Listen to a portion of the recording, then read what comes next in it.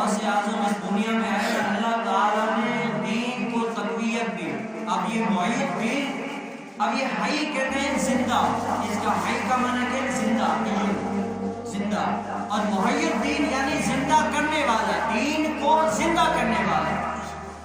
حضور غوث پاک فرماتے ہیں کہ میں ایک مرتبہ بغداد میں ننگے پاؤں چل رہا تھا تو وہاں پر کیا ایک کمزور شخص مجھے نظر آیا. کیا کمزور شخص مجھے نظر آیا اور اس نے میرا نام لے کر پکارا اور مجھے نام لے کر سلام کیا کہ السلام علیکم یا غوث اعظم دستگیر. سبحان اللہ.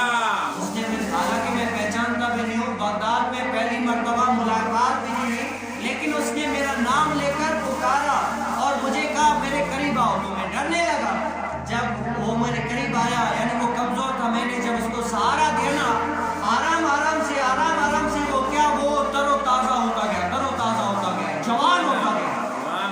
میں پریشان ہو گیا، آخر وجہ کیا ہے؟ تو وہ کہتے ہیں کہ اے معین الدین، اے عبد القادر جیلانی، میں کمزور، یعنی میں کون ہوں؟ میں اسلام ہوں. کون ہوں؟ میں اسلام ہوں جو کمزور پڑ گیا تھا. میں دین اسلام ہوں اور میں قریب المرگ تھا. اللہ عز و جل نے مجھے تمہارے ذریعے سے دوبارہ زندہ کر دیا. اللہ عز و جل نے مجھے تمہارے ذریعے سے زندہ کر دیا اور تم نے جو ہے اسلام کو تقویت دے دی ہے. غوث اعظم کے جب زمانے میں تھے نا، ہر کوئی اپنے علم جو اس پر فرض تھا نا وہ ان کو آیا کرتا تھا. کہتے ہیں کہ جو جوتا تسمہ سینے والا ہوتا نا، جوتا پالش کرتا، اس کو بھی اپنے جو فرض مسائل تھے وہ بھی اس کو آیا کرتے تھے. ایسی دین و محبت تھی، ایسی دین سے محبت تھی. غوث اعظم اپنے محبین مریدین کو ایسی محبت، ان کو دین تعلیم دیا کرتے تھے. اور غوث اعظم اس دنیا میں آئے نہیں تو حضور کائنات صلی اللہ تعالی علیہ وآلہ وسلم نے ان کے ابو جان، جنگی دوست موسیٰ، جنگی دوست کے خواب میں آ کر کہا کہ اے موسیٰ جنگی دوست، اے ابو صالح، اللہ عز و جل نے تمہیں ایسا فرزند عطا فرمایا ہے جو ولی اللہ ہے. وہ ہے جو ولی اللہ ہے اور وہ میرا بیٹا ہے اور وہ میرا اور اللہ عز و جل کا محبوب ہے. اور اس کی شان ایسی ہوگی جیسے تمام نبیوں میں میری شان ہے، اس پیر عبد القادر جیلانی کی شان ایسی ہوگی تمام اولیاء اللہ میں سب سے زیادہ بڑا مقدم وہ ہوگا. جب اللہ کے ولی اس دنیا میں آئے نہیں بلکہ چرچے کیا ان کے یہاں پر آنے سے پہلے چرچے. وہ کیسے؟ ان کی ماں جو ہے نا، آج نیک اولاد، صالح اولاد کیسے ہوتی ہے؟ نیک صالح اولاد ایسی ہوتی ہے گھر سے جو ہے نا بچے کی تربیت ہوتی ہے. کیسے ہوتی ہے؟ گھر سے ہوتی ہے. آج غوث پاک 18 سپارے اگر ماں کی پیٹ کی یاد کرتے کر کے قاری صاحب کو سنا سکتے ہیں، ان کو سنا رہے، تو آخر وجہ کیا؟ اس میں غوث پاک کا کمال ہے تو ان کے ماں باپ کا بھی تو کمال ہے نا. اس نے بھی کیا یہ دین و تربیت کہاں سے سیکھے؟ گھر سے سیکھے. کہ اتنا جو ہے نا، آج ہم دیکھ لیں ہمیں دین سے کتنی محبت ہے، ہمیں کتنی دین سے محبت ہے، ہم نے اپنے آپ پر کتنا دین لاگو کیا. ہم بیٹے کو تو کہتے ہیں بیٹا جھوٹ نہیں بولو، باپ خود جھوٹ بول رہا ہے، بتاؤ اثر آئے گا نہیں؟ آج ترغیب کے لیے سراپا ترغیب ہونا پڑتا ہے. اور ہم دیکھ لیں ہم اس ولی کامل کے مرید ہیں جو کہتے ہیں کہ میرا مرید کبھی بھی بغیر توبہ کیے نہیں مرے گا. کیا ہوگا؟ میرا مرید کبھی بھی بغیر توبہ کیے نہیں مرے گا.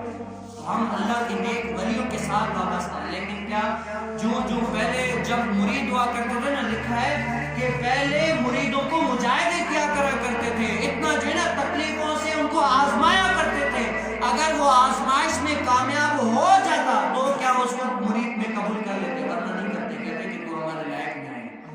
آج تو ہمیں پیری مریدی اللہ کے نیک ولیوں کی صحبت ایسے مل گئی، ہم نے جو ہے نا ان کی قدر نہ جانی، ہم نے ان کی قدر نہیں کی کہ آخر یہ کیسے اللہ کے ولی اس مرتبے پر کیسے پہنچے. لیکن ہم اور میں اور آپ دیکھ لیں کہ ہمیں کیسے ملے. غوث پاک کے دور میں غوث پاک جب تعلیم کے لیے ان کی ماں نے ان کو روانہ کیا تھا نا، یہ سب نے واقعہ پڑھا کہ ماں نے نصیحت کی کہ بیٹا آج کوئی بیٹا پڑھنے جاتا ہے نا تو باپ کیا نصیحت کرتا ہے؟ بیٹا اپنا خیال کرنا، یہ کرنا، یعنی اپنی جان کی خیال کرنا، یہ کرنا، وہ کرنا، یعنی اس کے مطابق. لیکن ماں نے جب بیٹے کو پڑھانے کے لیے بھیجا نا تو ماں کیا نصیحت کی کہ بیٹا دین اسلام کی جو ہے حفاظت کرنا، احکام خداوندی کی پیروی کرنا मुश्किल आए झूठ कभी भी नहीं बोलना। क्या करना, जो भी काम मुश्किल से मुश्किल हो लेकिन झूठ नहीं बोलना। अब आगे जाते हैं तो काफला डाकू लूट लेते, सारों से लूटते, इससे पूछते तुम्हारे पास क्या है, कहते हैं मेरे पास 40 क्या है, मेरे पास 40। वो कह रहे बच्चा है बाजार कर रहा है आगे से। फिर दूसरा है कहा बच्चे तुम्हारे पास क्या है, कहा मेरे पास 40। बड़े ताज्जुब में पड़ गए, हर कोई अपना माल छुपा रहा है, लेकिन ये कौन सा शख्स है जो अपना माल खुद बता रहा है कि मेरे पास 40 दिनार है। और उस टाइम 40 दिनार कोई आम बात नहीं थी, बड़ी बात थी। तो उस डाकुओं के सरदार के पास ले गए कि यासीन ये जो है ना ऐसा है कि मैं हमने पूछा और इसने सच सच बताया। तो डाकुओं का सरदार कहता है कि बताओ तुमने झूठ क्यों नहीं बोला, छुपा देते, क्या पता इनको। कहा कि जब मैं घर से निकला था ना, मेरी माँ ने मुझे नसीहत की थी कि अहकाम खुदाबंदी की पाबंदी करना और जितनी भी मुश्किल आए झूठ न बोलना। क्या करना, झूठ न बोलना। तो मैं अपने माँ का वादा किया हुआ पूरा करूँ। जब वो देखता है ना तो कहता है कि यार ये अपने माँ से किया हुआ वादा पूरा कर रहा है, मैं अपने रब्बे करीम से वादे कितने तोड़ रहा हूँ। क्या वो ये अल्लाह के वली अपने माँ से किया हुआ वादा जो है ना पूरा कर रहा है, हम अल्लाह के बंदे होकर भी उसकी नाफरमानियां कर रहे हैं। उसी टाइम गौसे आजम के पाँव में गिरकर तौबा तायब हो गए और उसी टाइम अल्लाह के जो है ना वली के साथ हो गए। आज मैं और आप देख लें कि हमने जो है ना कितना अल्लाह के वलियों के साथ हैं और दीन के कितना प्रचार कर रहे हैं। गौसे आजम जब पढ़ने के लिए जा रहे थे, माँ ने ये जो है ना दिनार दिए थे ना, आखिर कहते हैं कि मैं जब बगदाद में गया वो 40 दिनार तक खत्म हो गए। 20 दिन तक मैं फाके में रहता, भूखा रहता था, कोई खाने के लिए चीज नहीं हुआ करती थी कि जो मैं खाऊं। आखिरकार लोग जब खाना खाते थे ना, मेरा वो जब खाते थे मेरे किसी से सवाल नहीं किया, लेकिन क्या करें इंसानी कैफियत है, जब वो खाना खाते थे वो मुंह में लुकमा डालते मेरा मुंह खुद ही खुल जाता था, इतनी भूख। लेकिन क्या मैंने फिर भी अपने दीन को नहीं छोड़ा। मैं वहां पर इतनी मुश्किलों में रहकर भी अपने दीन की जो है ना तबलीग के लिए बढ़ता चला गया, फिर दीन को फैलाया, सीखा भी। और किसी कहते मुझे इतनी भूख लगी, आखिरकार जान जाने लगी, तो मैंने किसी ने कहा खा रहे थे जो, उसने कहा कि है बच्चे आजा तू भी हमारे साथ खा। मैंने मना किया, लेकिन क्या अंदर से 20 दिन का भूखा हुआ। तो कहते हैं कि मैं गया, मैंने कहा चलो मैं खा लेता हूँ। जब उसने खाई तो क्या करते हैं, उसने खा ली तो पूछते हैं कि तुम कौन है, कहते हैं कि मैं बगदाद से आया हूँ। जो खा रहा था वो भी बगदाद का था। तो अच्छा बगदाद क्यों? गौसे आजम यानी पीर अब्दुल कादिर जिलानी को जानते हो? कहते हैं कि वो मैं। जब उसने इसको देखा इस हालत में तो रो पड़े। आगे आपकी अम्मी आपके नाम के डंके बजा रही है, इतना आपकी शोहरत हो रही है, आज आपकी हालत ये। कहते हैं कि जिस दीन वास्ते निकला हो ना वो जानता है मैं भूखा हूं क्या, वो जानता है। तो कहते हैं कि यासीन माफ करना, ये जो खाना खा रहे हैं ये आपकी माँ ने मुझे दिया थे पैसे के, जाकर 8 दिरहम के मेरे गौसे आजम को देना। इतने दिनों से मैं भूखा था, कुछ खाने के लिए मेरे भी नहीं था, मैं ढूंढते ढूंढते आपके जो मेरा सरो सामान था वो भी खत्म हो गया। अब देखा जान जा रही, इसीलिए अमानत में से कुछ निकाल कर मैं भी खा रहा हूँ। ये खाना आपका है। तो क्या शफकत से कहते हैं कोई मसला नहीं, ये दीन ऐसे नहीं फिरा। आज दीन हम तक पहुंचा ना, ऐसे नहीं, बुजुर्गों ने अपने दीन को जो है ना बड़ी मुश्किल से यहाँ तक हम तक पहुंचाए। लेकिन क्या हम देखें कि हमने अपने आप को कितना दीन से राग़िब किया। आज गौसे आजम के मानने वाले, चाहने वाले, लेकिन क्या उनकी तालीम को भी माने। करामतें तो हम इतनी सुनते हैं, लेकिन क्या उनकी तालीम को उजागर भी तो करें ना। आज लोग तो मर इस दुनिया से हर कोई चला जाता है, हर किसी ने जाना है।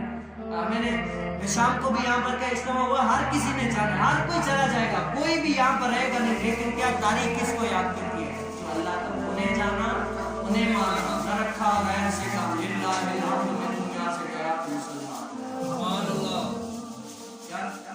जो इस दुनिया में रहकर अपने मुस्तफा करीम अलैहिस्सलाम का हो गया, अल्लाह ताला का हो गया ना, तारीख उस पे याद रखती है। यार बताओ गौसे आजम की किताबें छप गई, नाम की किताबें छप गई, लोग उनको जो है ना याद कर रहे, नस्ल दर नस्ल याद करें। आखिर आपने ज़हन पर जोर देकर सोचे आखिर वजह क्या है हमारी और आप उसकी। आखिर गौसे पाक की ऐसी कौन सी बात है जो हम आज तक याद कर रहे हैं, महफिलें मना रहे हैं, उनको जो है ना याद कर रहे हैं, सवाब पहुंचा रहे। आज लोग ऐसे भी हैं जो अपने माँ बाप को भी भूल गए। लेकिन क्या आने वाली नस्लें गौसे आजम की ज्ञानी, हर 11 तारीख को ज्ञानी। वजह क्या है? اس کے پیچھے کوئی تو وجہ ہے نا، وہ کیا ہے؟